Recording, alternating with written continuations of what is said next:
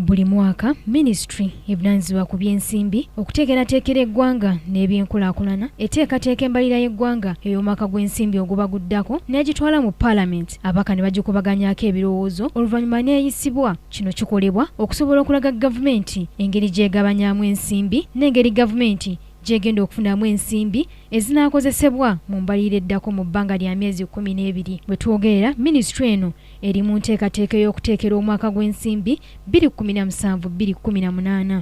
Mu kino abaka ba Parliament bagamba embalirira y'omwaka 2017-2018 gavumenti essira yandisinze kuliteeka ku by'obulimi, ebyenjigiriza n'ebyobulamu kubanga bino bye bikyasinze okusebengerera ekizza eggwanga emabega. Okusinza ku Lutamaguzi Ssemakula, omubaka atula kakiiko k'ebyensimbi mu Parliament, eggwanga Uganda liyimiriddewo ku by'obulimi nga gavumenti essira kwe yandisinze okuliteeka esobole okufunira abalimi akatale k'ebyamaguzi byabwe n'okutereeza enguudo kibasobozese okutwala ebyamaguzi byabwe mu butale obw'enjawulo. Wane waffe bya bulimi betujja mu ssente era ne mu GDP olaba bye bituleetera kasente ne mu byalo eri bye bibeesaawo abantu ne kati buli we tukola budget ebyobulimi bikwata ekifo nga kya 8. Twabeeranga ne agriculture extension officers abamonitoringanga ku districts nsigo kyezikula wano, abalimi babaddewo batya, tunafuna tutya akatale kaabwe wano, abantu wano balimye kiki ekingi, tukwatagane nansi kyebebayamba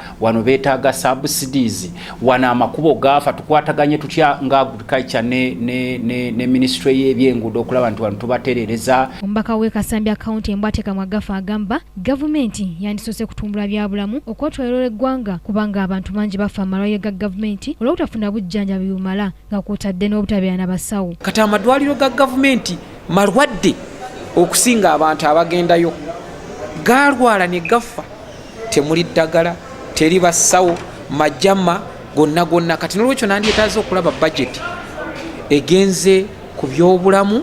Gavumenti yandyetaaze okulabika nti ebyobulamu kati tuli ku ndowooza budget bawa 6%, naye twandiyetaaze okulaba nga tuli ku 15% abantu baffe basobole okufuna obulamu obulungi. Ate ye Muyanja Johnson akiikirira abantu b'omukono mu Maserengeta ng'era atwala ne kakiiko ka Parliament akavunaanyizibwa ku by'ensimbi agamba ebyenjigiriza n'ebyokwerinda gavumenti yandibibuusiza maaso mu mbalirira eddako kubanga byonna bya muggundu ng'eggwanga bwe bitaba nabyo liba mu matigga. Kyalibadde nnyo okulaba nti okulwanirira ebyennima nga tuteekamu